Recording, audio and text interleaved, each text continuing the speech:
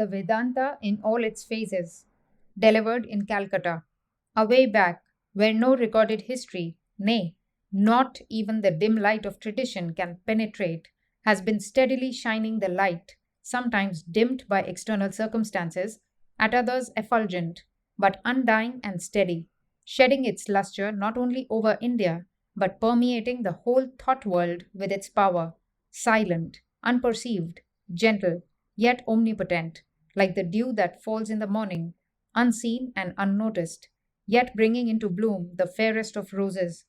This has been the thought of the Upanishads, the philosophy of the Vedanta. Nobody knows when it first came to flourish on the soil of India. Guesswork has been vain. The guesses, especially of Western writers, have been so conflicting that no certain date can be ascribed to them. But we Hindus, from the spiritual standpoint, do not admit that they had any origin. This Vedanta, the philosophy of the Upanishads, I would make bold to state, has been the first as well as the final thought on the spiritual plane that has ever been vouchsafed to man. From this ocean of the Vedanta, waves of light from time to time have been going westward and eastward. In the days of yore, it travelled westward and gave its impetus to the mind of the Greeks, either in Athens or in Alexandria or in Antioch. The Sankhya system must clearly have made its mark on the minds of the ancient Greeks, and the Sankhya and all other systems in India hail that one authority, the Upanishads, the Vedanta. In India, too, in spite of all these jarring sects that we see today and all those that have been in the past, the one authority, the basis of all these systems, has yet been the Upanishads, the Vedanta. Whether you are a dualist or a qualified monist, an Advaitist or a Vishishtadvaitist, a Shuddhadvaitist or any other Advaitist, or Dvaitist, or whatever you may call yourself, there stand behind you as authority your Shastras, your scriptures, the Upanishads. Whatever system in India does not obey the Upanishads cannot be called orthodox, and even the systems of the Jains and the Buddhists have been rejected from the soil of India only because they did not bear allegiance to the Upanishads. Thus, the Vedanta, whether we know it or not, has penetrated all the sects in India, and what we call Hinduism, this mighty banyan with its immense, almost infinite ramifications, has been throughout interpenetrated by the influence of the Vedanta. Whether we are conscious of it or not, we think the Vedanta, we live in the Vedanta, we breathe the Vedanta, and we die in the Vedanta, and every Hindu does that. To preach Vedanta in the land of India and before an Indian audience seems therefore to be an anomaly. But it is the one thing that has to be preached, and it is the necessity of the age that it must be preached. For as I have just told you, all the Indian sects must bear allegiance to the Upanishads. But among these sects there are many apparent contradictions. Many times the great sages of yore themselves could not understand the underlying harmony of the Upanishads. Many times even sages quarreled, so much so that it became a proverb that there are no sages who do not differ. But the time requires that a better interpretation should be given to this underlying harmony of the Upanishadic texts, whether they are dualistic or non dualistic, quasi dualistic, or so forth. That has to be shown before the world at large, and this work is required as much in India as outside of India. And I, through the grace of God, had the great good fortune to sit at the feet of one whose whole life was such an interpretation, whose life, a thousandfold more than whose teaching, was a living commentary on the texts of the Upanishads, was in fact the spirit of the Upanishads living in a human form. Perhaps I have got a little of that harmony. I do not know whether I shall be able to express it or not, but this is my attempt, my mission in life, to show that the Vedantic schools are not contradictory, that they all necessitate each other, all fulfill each other, and one, as it were, is the stepping stone to the other, until the goal, the Advaita, the Tat Tvam Asi, is reached. There was a time in India when the Karma Kanda had its sway. There are many grand ideals, no doubt, in that portion of the Vedas. Some of our present daily worship is still according to the precepts of the Karma Kanda. But with all that, the Karma Kanda of the Vedas has almost disappeared from India. Very little of our life today is bound and regulated by the orders of the Karma Kanda of the Vedas. In our ordinary lives, we are mostly Pauranikas or Tantrikas. And even where some Vedic texts are used by the Brahmins of India, the adjustment of the texts is mostly not according to the Vedas, but according to the Tantras or the Puranas. As such, to call ourselves Vedikas in the sense of following the Karma Kanda of the Vedas, I do not think would be proper. But the other fact stands that we are all of us Vedantists. The people who call themselves Hindus had better be called Vedantists, and as I have shown you, under that one name Vedantika come in all our various sects, whether dualists or non dualists.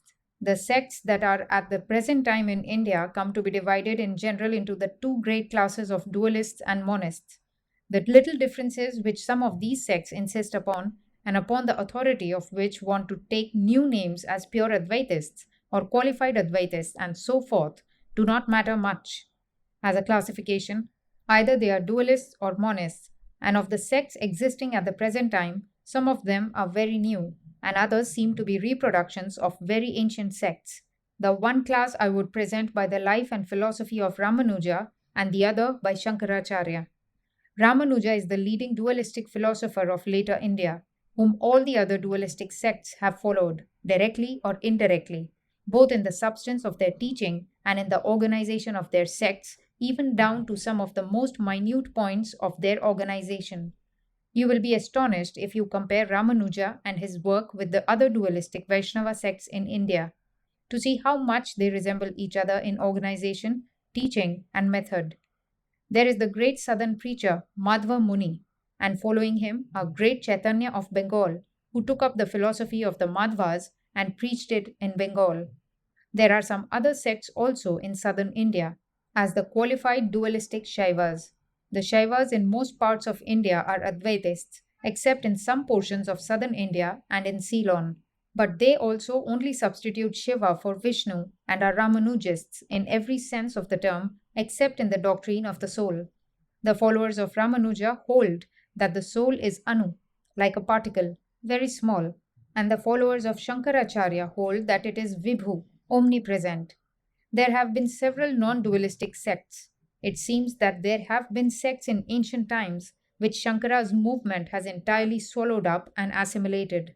You find sometimes a fling at Shankara himself in some of the commentaries, especially in that of Vijnana Bhikshu, who, although an Advaitist, attempts to upset the Mayavada of Shankara. It seems there were schools who did not believe in this Mayavada, and they went so far as to call Shankara a crypto-Buddhist, Prachanna Buddha, and they thought this Mayavada was taken from the Buddhists and brought within the Vedantic fold. However that may be, in modern times the Advaitists have all ranged themselves under Shankaracharya, and Shankaracharya and his disciples have been the great preachers of Advaita, both in southern and in northern India. The influence of Shankaracharya did not penetrate much into our country of Bengal and in Kashmir and the Punjab, but in southern India, the Smartas are all followers of Shankaracharya, and with Varanasi as the center, his influence is simply immense even in many parts of northern India. Now, both Shankara and Ramanuja laid aside all claim to originality. Ramanuja expressly tells us he is only following the great commentary of Bodhayana. Bhagavad Bodhayana Kritam Vistirnam Brahma Sutra Vrittim Purvacharya Samchikshipuhu Tanmatanusarena Sutraksharani Vyakhyasyante. Ancient teachers abridged that extensive commentary on the Brahma Sutras, which was composed by the Bhagwan Bodhayana. In accordance with their opinion, the words of the sutra are explained. That is what Ramanuja says at the beginning of his commentary, the Sri Bhashya. He takes it up and makes of it a Samkshepa, and that is what we have today. I myself never had an opportunity of seeing this commentary of Bodhayana. The late Swami Dayanand Saraswati wanted to reject every other commentary of the Vyasa Sutras except that of Bodhayana, and although he never lost an opportunity of having a fling at Ramanuja, he himself could never produce the Bodhayana. I have sought for it all over India and never yet have been able to see it. But Ramanuja is very plain on the point, and he tells us that he is taking the ideas and sometimes the very passages out of Bodhayana and condensing them into the present Ramanuja Bhashya. It seems that Shankaracharya was also doing the same.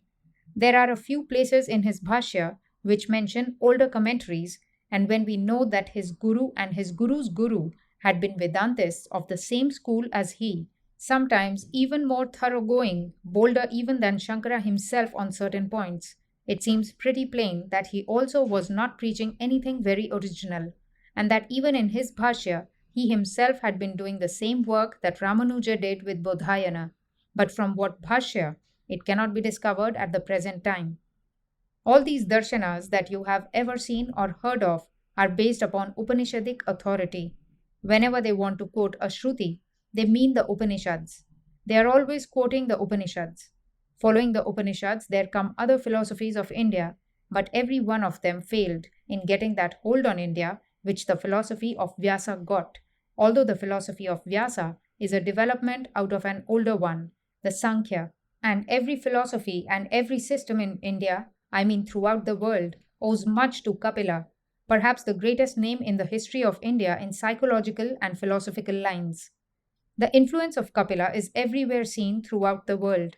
Wherever there is a recognized system of thought, there you can trace his influence, even if it be thousands of years back. Yet he stands there, the shining, glorious, wonderful Kapila.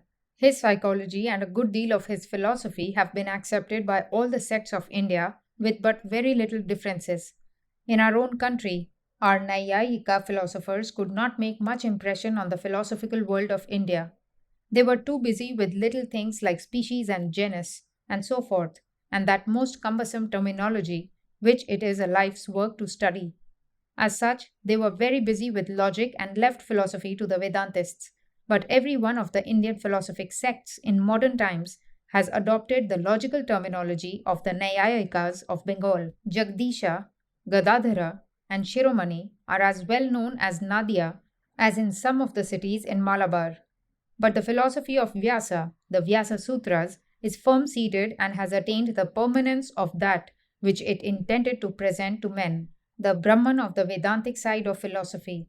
Reason was entirely subordinated to the Shrutis, and as Shankaracharya declares, Vyasa did not care to reason at all. His idea in writing the sutras was just to bring together, and with one thread, to make a garland of the flowers of Vedantic texts. His sutras are admitted so far as they are subordinate to the authority of the Upanishads and no further. And as I have said, all the sects of India now hold these Vyasa Sutras to be the great authority, and every new sect in India starts with a fresh commentary on the Vyasa Sutras according to its light. The difference between some of these commentators is sometimes very great. Sometimes the text torturing is quite disgusting. The Vyasa Sutras have got the place of authority, and no one can expect to found a sect in India until he can write a fresh commentary on the Vyasa Sutras. Next in authority is the celebrated Gita. The great glory of Shankaracharya was his preaching of the Gita. It is one of the greatest works that this great man did, among the many noble works of his noble life, the preaching of the Gita and writing the most beautiful commentary upon it. And he has been followed by all founders of the orthodox sects in India, each of whom has written a commentary on the Gita. The Upanishads are many, and said to be 108, but some declare them to be still larger in number. Some of them are evidently of a much later date, as for instance, the Alopanishad, in which Allah is praised and Muhammad is called the Rajasula. I have been told that this was written during the reign of Akbar to bring the Hindus and Mohammedans together, and sometimes they got hold of some word as Allah or Illa in the Samhitas and made an Upanishad on it. So in this Alopanishad, Muhammad is the Rajasula, whatever that may mean. There are other sectarian Upanishads of the same species, which you find to be entirely modern, and it has been so easy to write them, seeing that this language of the Samhita portion of the Vedas is so archaic that there is no grammar to it. Years ago, I had an idea of studying the grammar of the Vedas, and I began with all earnestness to study Panini and the Mahabhashya, but to my surprise, I found that the best part of the Vedic grammar consists only of exceptions to rules. A rule is made, and after that comes a statement to the effect, this rule will be an exception. So you see what an amount of liberty there is for anybody to write anything, the only safeguard being the dictionary of Yaska. Still in this you will find, for the must part, but a large number of synonyms. Given all that, how easy it is to write any number of Upanishads you please. Just have a little knowledge of Sanskrit, enough to make words look like the old archaic words, and you have no fear of grammar. Then you bring in Rajasula or any other Sula you like. In that way, many Upanishads have been manufactured, and I am told that that is being done even now. In some parts of India, I am perfectly certain they are trying to manufacture such Upanishads among the different sects. But among the Upanishads are those which, on the face of them, bear the evidence of genuineness, and these have been taken up by the great commentators and commented upon, especially by Shankara, followed by Ramanuja and all the rest. There, there are one or two more ideas with regard to the Upanishads which I want to bring to your notice, for these are an ocean of knowledge, and to talk about the Upanishads, even for an incompetent person like myself, takes years and not one lecture only. I want, therefore, to bring to your notice one or two points in the study of the Upanishads. In the first place, they are the most wonderful poems in the world. If you read the Samhita portion of the Vedas, you now and then find passages of most marvelous beauty. For instance, the famous shloka which describes chaos, tam asit tamasa gudamagre, etc., when darkness was hidden in darkness. So on it goes. One reads and feels the wonderful sublimity of the poetry. Do you mark this that outside of India and inside also, there have been attempts at painting the sublime? But outside, it has always been the infinite in the muscles, the external world, the infinite of matter or of space. When Milton or Dante or any other great European poet, either ancient or modern, wants to paint a picture of the infinite, he tries to soar outside, to make you feel the infinite through the muscles. That attempt has been made here also. You find it in the Samhitas, the infinite of extension most marvelously painted and placed before the readers, such as has been done nowhere else. Mark that one sentence, Tam asit tamasa gudham. And now mark the description of darkness by three poets. Take our own Kalidasa, darkness which can be penetrated with the point of a needle. Then Milton, no light but rather darkness visible. But come now to the Upanishad. Darkness was covering darkness. Darkness was hidden in darkness. We who live in the tropics can understand it. The sudden outburst of the monsoon, when in a moment the horizon becomes darkened and clouds become covered with more rolling black clouds. So on the poem goes, but yet, in the Samhita portion, all these attempts are external. As everywhere else, the attempts at finding the solution of the great problems of life have been through the external world. Just as the Greek mind or the modern European mind wants to find the solution of life and of all the sacred problems of being by searching into the external world, so also did our forefathers. And just as the Europeans failed, they failed also. But the Western people never made a move more. They remained there. They failed in the search for the solution of the great problems of life and death in the external world, and there they remained, stranded. Our forefathers also found it impossible, but were bolder in declaring the utter helplessness of the senses to find the solution. Nowhere else was the answer better put than in the Upanishad. Yato vacho nivartante aprapya manasa saha, from whence words come back reflected, together with the mind. Na tatra chakshur gacchati, na vag gacchati. There the eye cannot go, nor can speed reach. There are various sentences which declare the utter helplessness of the senses, but they did not stop there. They fell back upon the internal nature of man. They went to get the answer from their own soul. They became introspective. They gave up external nature as a failure, as nothing could be done there, as no hope, no answer could be found. They discovered that dull, dead matter would not give them truth, and they fell back upon the shining soul of man, and there the answer was found.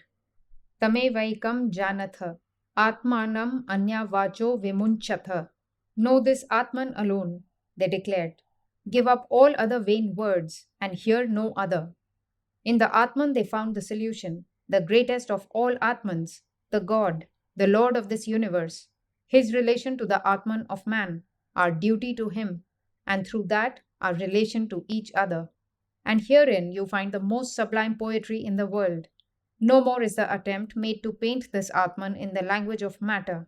Nay, For it, they have given up even all positive language. No more is there any attempt to come to the senses to give them the idea of the infinite. No more is there an external, dull, dead, material, spacious, sensuous infinite, but instead of that comes something which is as fine as even that mentioned in the saying, "Na tatra suryo bhati, na chandra tarakam, nema vidyuto bhanti kuto yamagnihi, tameva bhanta manubhati, sarvam tasya bhasa sarvamidam vibhati." What poetry in the world can be more sublime than this? There the sun cannot illumine, nor the moon, nor the stars. There this flash of lightning cannot illumine. What to speak of this mortal fire? Such poetry you find nowhere else.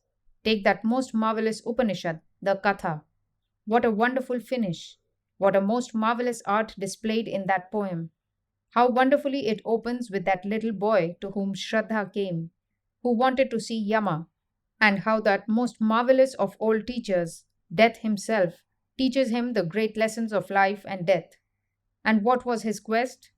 To know the secret of death. The second point that I want you to remember is the perfectly impersonal character of the Upanishads. Although we find many names and many speakers and many teachers in the Upanishads, not one of them stands as an authority of the Upanishads. Not one verse is based upon the life of any one of them. These are simply figures like shadows moving in the background, unfelt, unseen, unrealized. But the real force is in the marvelous, the brilliant, the effulgent texts of the Upanishads, perfectly impersonal. If 20 Yajnavalkyas came and lived and died, it does not matter. The texts are there. And yet it is against no personality. It is broad and expansive enough to embrace all the personalities that the world has yet produced and all that are yet to come. It has nothing to say against the worship of persons or avtaras or sages. On the other hand, it is always upholding it. At the same time, it is perfectly impersonal. It is a most marvelous idea, like the God it preaches, the impersonal idea of the Upanishads. For the sage, the thinker, the philosopher, for the rationalist, it is as much impersonal as any modern scientist can wish.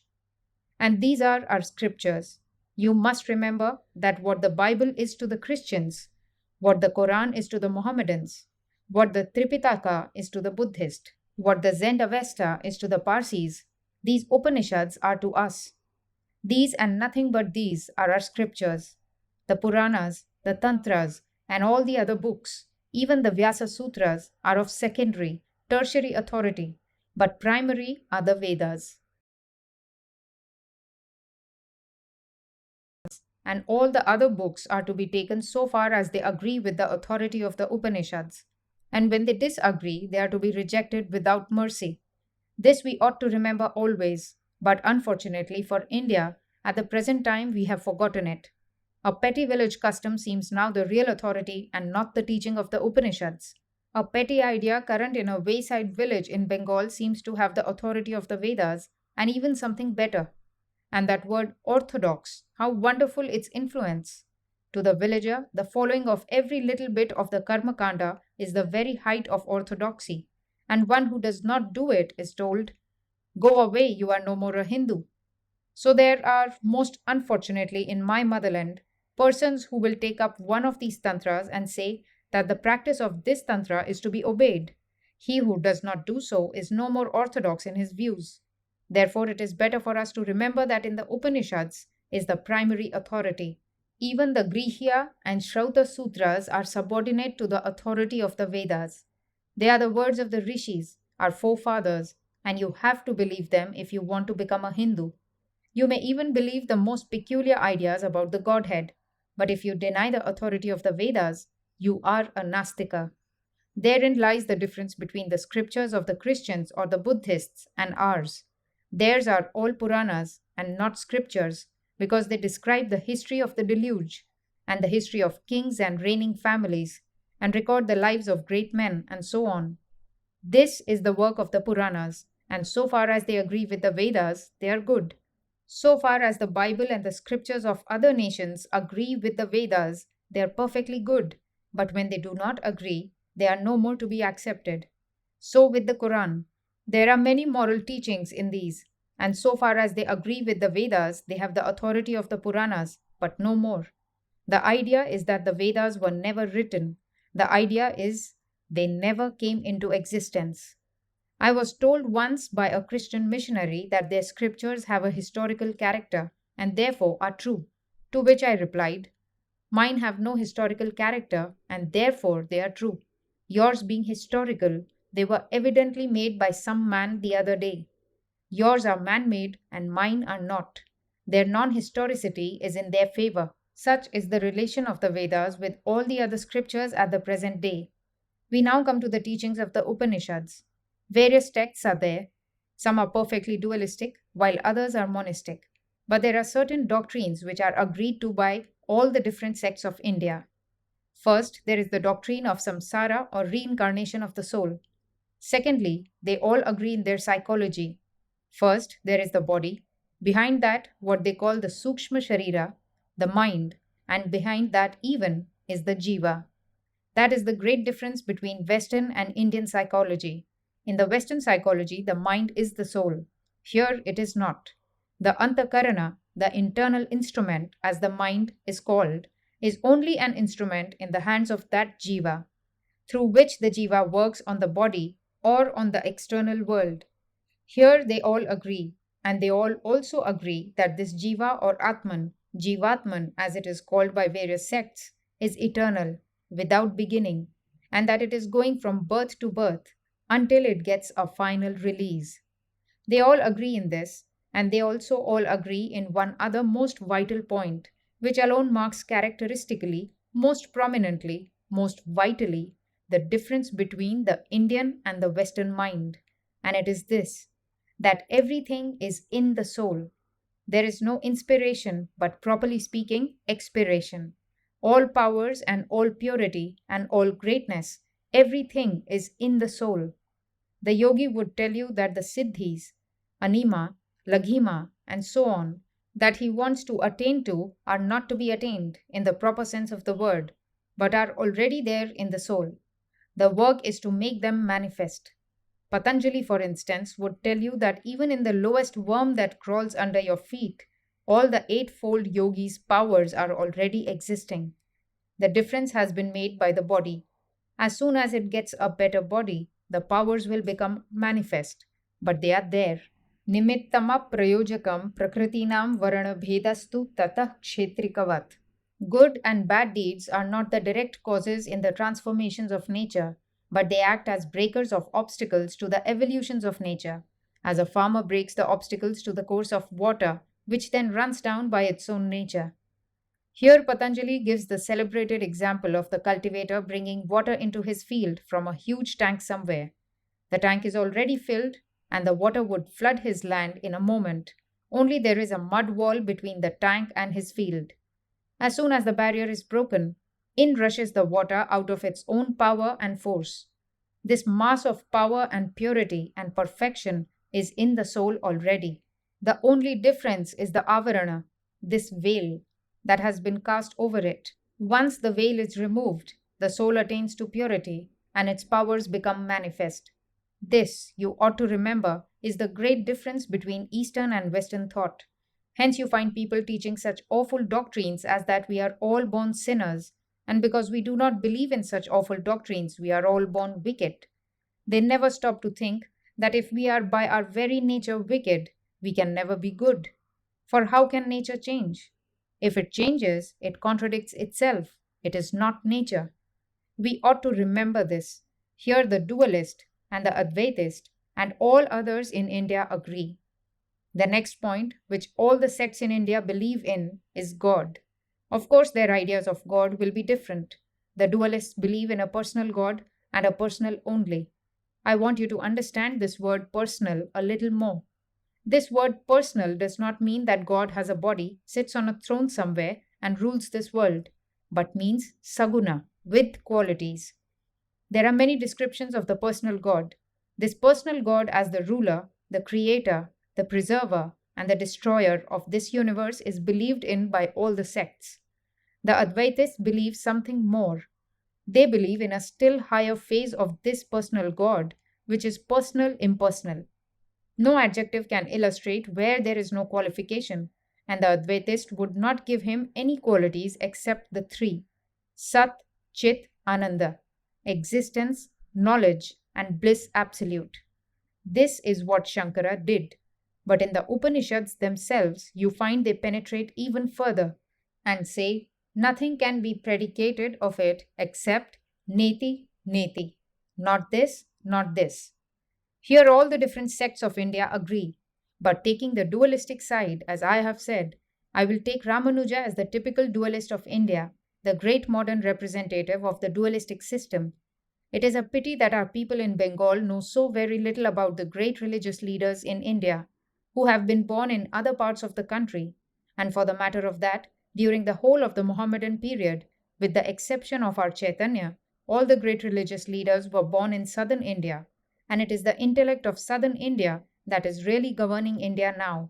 For even Chaitanya belonged to one of these sects, a sect of the Madhavas. According to Ramanuja, these three entities are eternal: God and soul and nature. The souls are eternal, and they will remain eternally existing, individualized throughout eternity, and will retain their individuality all through. Your soul will be different from my soul through all eternity, says Ramanuja, and so will this nature, which is an existing fact, as much a fact as the existence of soul or the existence of God, remain always different.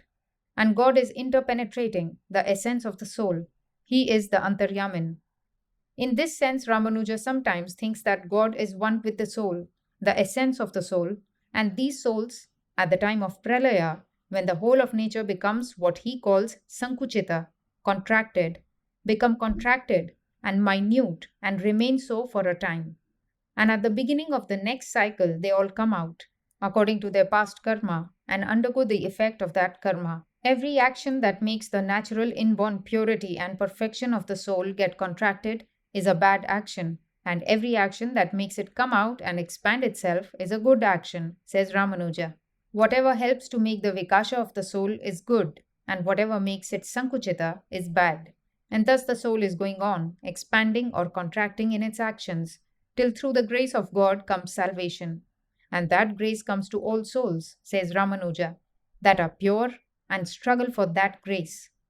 There is a celebrated verse in the Shrutis: Ahar Shuddhau Sattva Shuddhihi Sattva Shuddhau Dhruvasmritihi. When the food is pure, then the sattva becomes pure.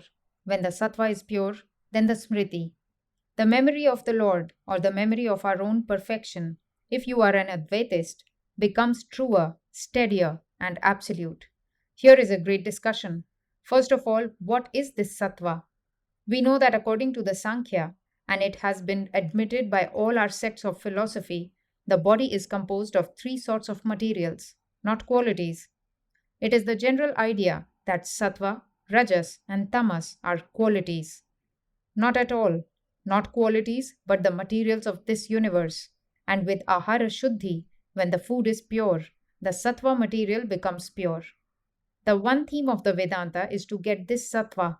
As I have told you, the soul is already pure and perfect, and it is, according to the Vedanta, covered up by rajas and tamas particles. The sattva particles are the most luminous, and the effulgence of the soul penetrates through them as easily as light through glass. So if the rajas and tamas particles go and leave the sattva particles, in this state the power and purity of the soul will appear and leave the soul more manifest. Therefore it is necessary to have this sattva, and the text says, when ahara becomes pure. Ramanuja takes this word ahara to mean food, and he has made it one of the turning points of his philosophy. Not only so, it has affected the whole of India and all the different sects. Therefore, it is necessary for us to understand what it means. For that, according to Ramanuja, is one of the principal factors in our life, ahara shuddhi. What makes food impure? Asks Ramanuja. Three sorts of defects make food impure.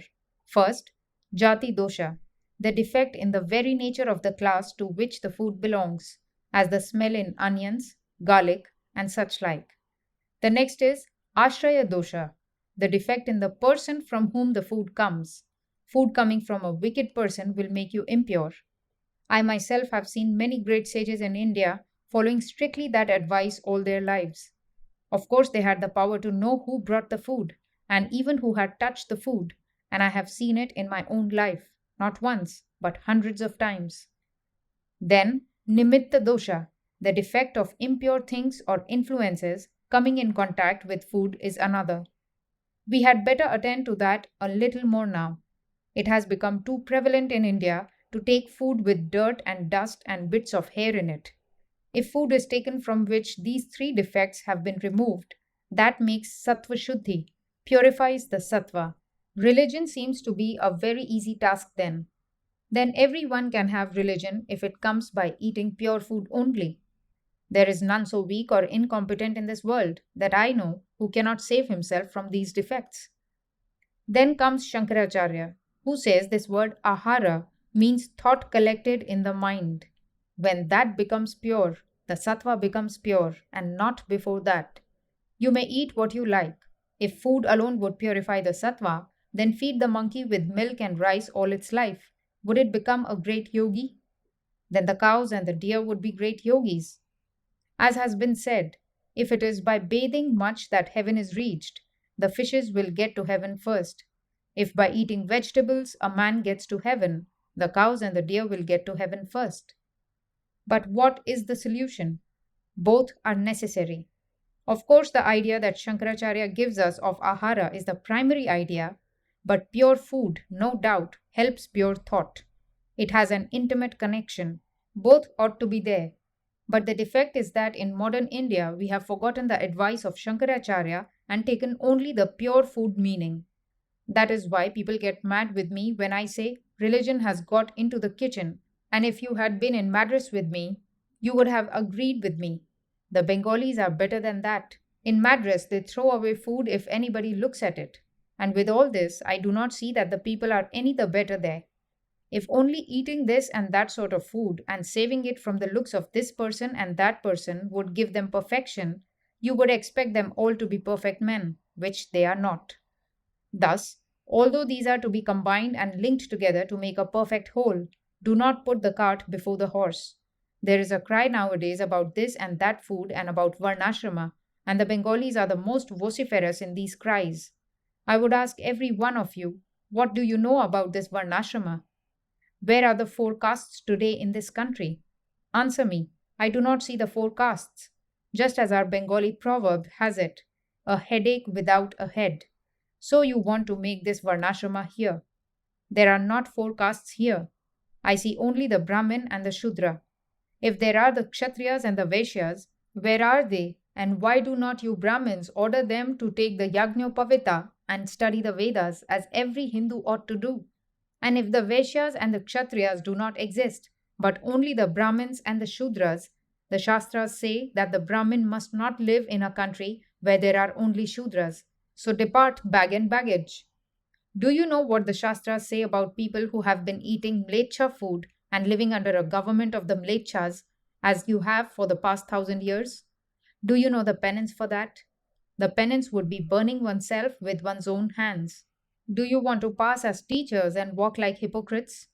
If you believe in your Shastras, burn yourselves first, like the one great Brahmin did, who went with Alexander the Great and burnt himself because he thought he had eaten the food of a mlecha. Do like that, and you will see that the whole nation will be at your feet. You do not believe in your own Shastras and yet want to make others believe in them. If you think you are not able to do that in this age, admit your weakness and excuse the weakness of others. Take the other castes up, give them a helping hand. Let them study the Vedas and become just as good Aryans as any other Aryans in the world. And be you likewise Aryans, you Brahmins of Bengal. Give up this filthy Vamachara that is killing your country. You have not seen the other parts of India. When I see how much the Vamachara has entered our society, I find it a most disgraceful place with all its boast of culture. These Vamachara sects are honeycombing our society in Bengal. Those who come out in the daytime and preach most loudly about Achara, it is they who carry on the horrible debauchery at night and are backed by the most dreadful books. They are ordered by the books to do these things. You who are of Bengal know it. The Bengali Shastras are the Vamachara Tantras.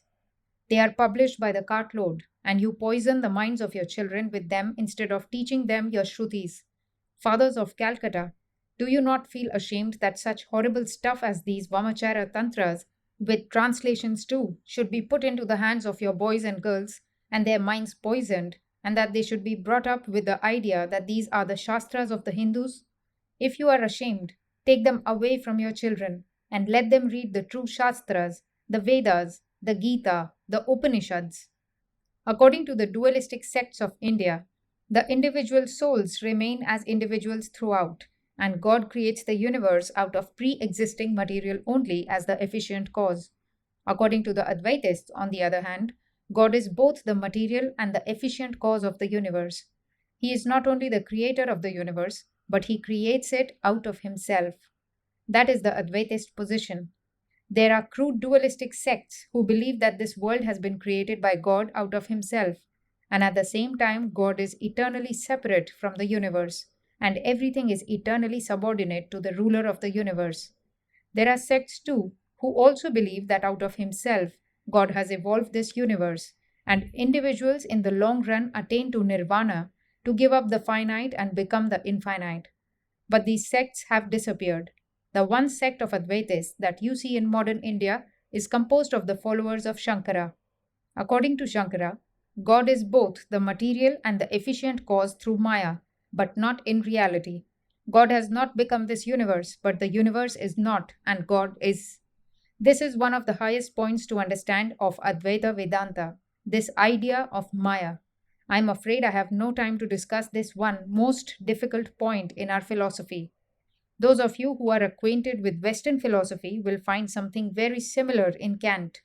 But I must warn you, those of you who have studied Professor Max Muller's writings on Kant, that there is one idea most misleading. It was Shankara who first found out the idea of the identity of time, space, and causation with Maya, and I had the good fortune to find one or two passages in Shankara's commentaries and send them to my friend the professor. So even that idea was here in India. Now, this is a peculiar theory, this Maya theory of the Advaita Vedantists. The Brahman is all that exists, but differentiation has been caused by this Maya. Unity, the one Brahman, is the ultimate, the goal, and herein is an eternal dissension again between Indian and Western thought. India has thrown this challenge to the world for thousands of years, and the challenge has been taken up by different nations. And the result is that they all succumbed and you live. This is the challenge, that this world is a delusion, that it is all Maya, that whether you eat off the ground with your fingers or dine off golden plates, whether you live in palaces and are one of the mightiest monarchs or are the poorest of beggars, death is the one result. It is all the same, all Maya. That is the old Indian theme, and again, nations are springing up trying to unsay it, to disprove it, becoming great with enjoyment as their watchword, power in their hands. They use that power to the utmost, enjoy to the utmost, and the next moment they die. We stand forever because we see that everything is Maya. The children of Maya live forever, but the children of enjoyment die. Here again is another great difference. Just as you find the attempts of Hegel and Schopenhauer in German philosophy, so you will find the very same ideas brought forward in ancient India. Fortunately for us, Hegelianism was nipped in the bud and not allowed to sprout and cast its baneful shoots over this motherland of ours. Hegel's one idea is that the one, the absolute, is only chaos, and that the individualized form is the greater. The world is greater than the non world, samsara is greater than salvation. That is the one idea, and the more you plunge into this samsara, the more your soul is covered with the workings of life, the better you are. They say, do you not see how we build houses, cleanse the streets, enjoy the senses? Aye, behind that they may hide rancor, misery, horror, behind every bit of that enjoyment. On the other hand, our philosophers have from the very first declared that every manifestation, what you call evolution, is vain, a vain attempt of the unmanifested to manifest itself. I, you, the mighty cause of this universe, trying to reflect yourself in little mud puddles. But after making the attempt for a time, you find out it was all in vain and beat a retreat to the place from whence you came. This is Vairagya or renunciation and the very beginning of religion. How can religion or morality begin without renunciation itself? The Alpha and Omega is renunciation. Give up, says the Veda. Give up. That is the one way. Give up. Na prajaya dhanena. Tyage naikye mritatvamanashuhu. Neither through wealth nor through progeny, but by giving up alone, that immortality is to be reached. That is the dictate of the Indian books. Of course, there have been great givers up of the world, even sitting on thrones. But even King Janaka himself had to renounce. Who was a greater renouncer than he? But in modern times, we all want to be called Janakas. They are all Janakas, literally fathers of children, unclad, ill fed, miserable children. The word Janaka can be applied to them in that sense only. They have none of the shining, godlike thoughts as the old Janaka had. These are our modern Janakas. A little less of this Janakism now and come straight to the mark. If you can give up, you will have religion. If you cannot, you may read all the books that are in the world, from east to west, swallow all the libraries, and become the greatest of pundits. But if you have karma kanda only, you are nothing. There is no spirituality. Through renunciation alone, this immortality is to be reached.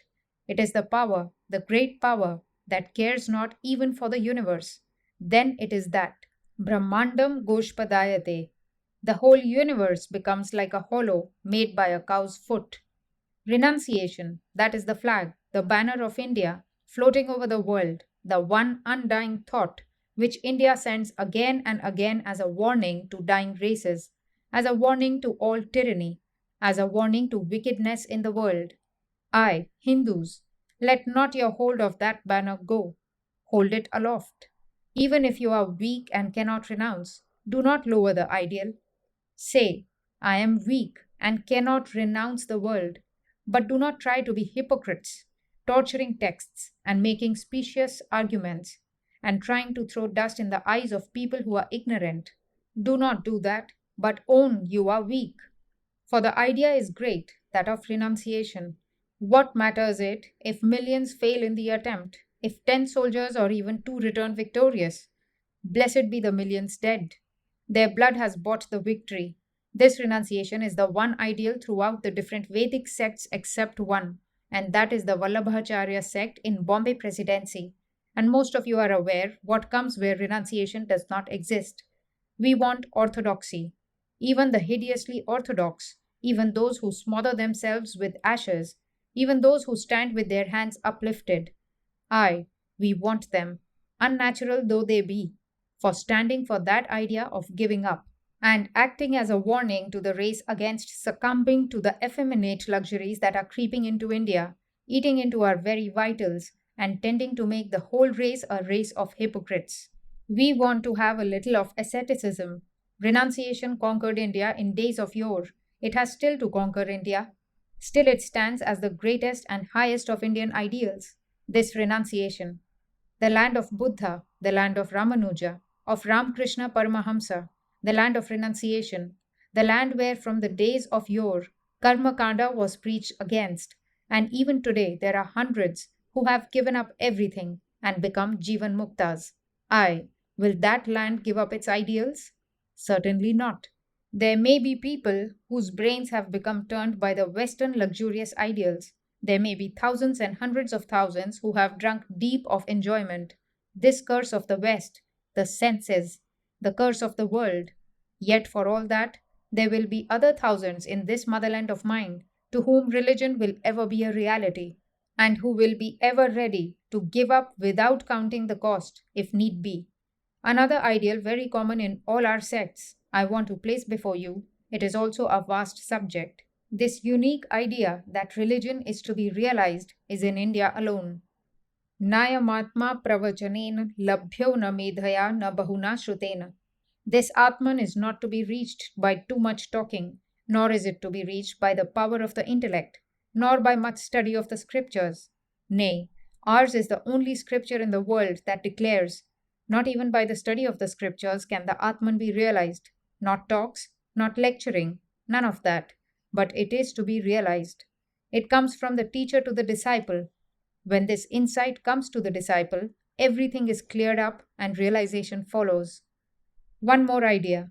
There is a peculiar custom in Bengal which they call Kula Guru or hereditary guruship. My father was your guru, now I shall be your guru. My father was the guru of your father, so shall I be yours. What is a guru? Let us go back to the Shrutis. He who knows the secret of the Vedas, not bookworms, not grammarians, not pandits in general, but he who knows the meaning. यथा खरश्चन्दन भारवाही भारस्य वेत्ता न तु चन्दनस्य. An ass laden with a load of sandalwood knows only the weight of the wood, but not its precious qualities. So are these pandits. We do not want such. What can they teach if they have no realization? When I was a boy here, in this city of Calcutta, I used to go from place to place in search of religion, and everywhere I asked the lecturer, after hearing very big lectures, have you seen God? The man was taken aback at the idea of seeing God, and the only man who told me, I have, was Ramakrishna Paramahamsa. And not only so, but he said, I will put you in the way of seeing him too. The Guru is not a man who twists and tortures texts. Vagvaikhari Shabdhapari Shastra Vyakhyana Kaushalam Vaidushyam Vidusham Tadvad Bhuktaye Natu Muktaye. Different ways of throwing out words, different ways of explaining texts of the scriptures. These are for the enjoyment of the learned, not for freedom. Shrotriya, he who knows the secret of the Shrutis, Avrijina, the sinless, and Akamahata, unpierced by desire, he who does not want to make money by teaching you. He is the Shanta, the Sadhu, who comes as the spring which brings the leaves and blossoms to various plants, but does not ask anything from the plant, for its very nature is to do good. It does good, and there it is. Such is the Guru. Tirna Swayam Bhima Bhavarnavam Janana Hetu Nanyanapi Tarayantaha, who has himself crossed this terrible ocean of life, and without any idea of gain to himself, helps others also to cross the ocean. This is the Guru, and mark that none else can be a Guru. For avidyayamantare vartamana swayam dhiraha panditam manyamanaha dandramyamana pariyanti mudha andhe naiva niyamana yathandhaha. Themselves steeped in darkness, but in the pride of their hearts, thinking they know everything, the fools want to help others, and they go round and round in many crooked ways, staggering to and fro, and thus, like the blind leading the blind, both fall into the ditch. Thus say the Vedas. Compare that and your present custom. You are Vedantists. You are very orthodox, are you not? You are great Hindus and very orthodox. What I want to do is to make you more orthodox. The more orthodox you are, the more sensible, and the more you think of modern orthodoxy, the more foolish you are. Go back to your old orthodoxy, for in those days every sound that came from these books, every pulsation, was out of a strong, steady, and sincere heart. Every note was true. After that came degradation in art, in science, in religion, in everything, national degradation. We have no time to discuss the causes, but all the books written about that period breathe of the pestilence, the national decay. Instead of vigor, only wails and cries. Go back to the old days when there was strength and vitality. Be strong once more. Drink deep of this fountain of yore, and that is the only condition of life in India. According to the Advaitist, this individuality which we have today is a delusion. This has been a hard nut to crack all over the world. Forthwith, you tell a man he is not an individual. He is so much afraid that his individuality, whatever that may be, will be lost. But the Advaitist says there never has been an individuality. You have been changing every moment of your life. You were a child and thought in one way. Now you are a man and think another way. Again, you will be an old man and think differently. Everybody is changing. If so, where is your individuality? Certainly not in the body, or in the mind, or in thought. And beyond that is your Atman. And says the Advaitist, this Atman is the Brahman itself. There cannot be two infinites. There is only one individual, and it is infinite. In plain words, we are rational beings, and we want to reason. And what is reason? More or less of classification until you cannot go on any further. And the finite can only find its ultimate rest when it is classified into the infinite.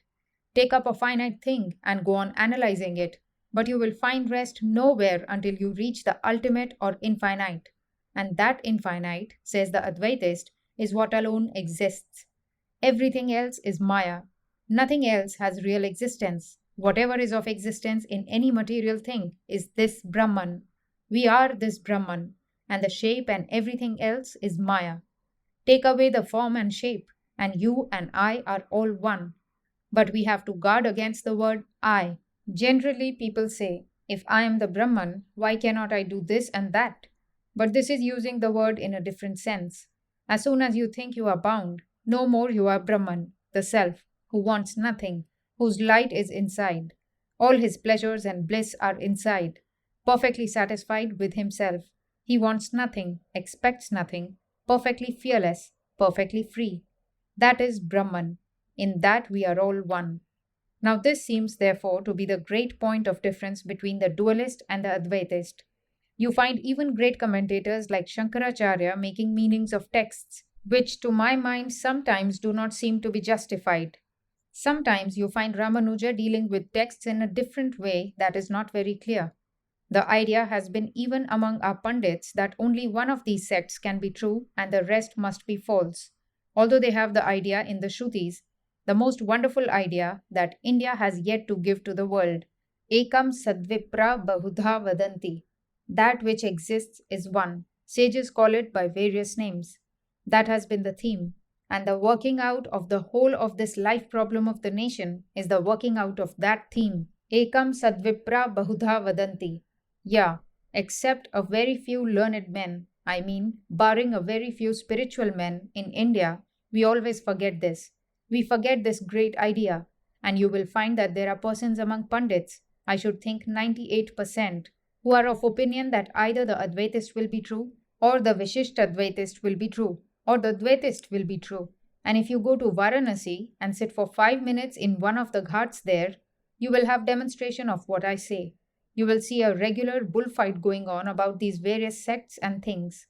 Thus it remains. Then came one whose life was the explanation, whose life was the working out of the harmony that is the background of all the different sects of India.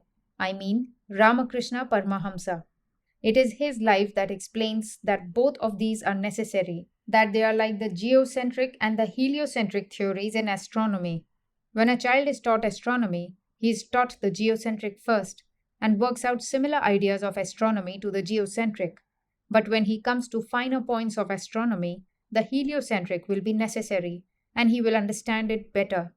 Dualism is the natural idea of the senses. As long as we are bound by the senses, we are bound to see a God who is only personal and nothing but personal. We are bound to see the world as it is. Says Ramanuja, so long as you think you are a body, and you think you are a mind, and you think you are a jiva, every act of perception will give you the three, soul and nature, and something as causing both. But yet, at the same time, even the idea of the body disappears where the mind itself becomes finer and finer, till it has almost disappeared, when all the different things that make us fear, make us weak, and bind us down to this body life have disappeared. Then and then alone one finds out the truth of that grand old teaching. What is the teaching? Ihaiva terjita sargo yesham samye sthitam manaha nirdosham hi samam brahma tasmad brahmani te sthitaha. Even in this life they have conquered the round of birth and death, whose minds are firm fixed on the sameness of everything.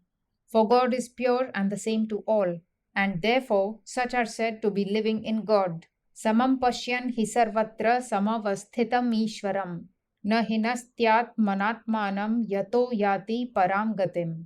Thus seeing the Lord the same everywhere, he, the sage, does not hurt the self by the self, and so goes to the highest goal.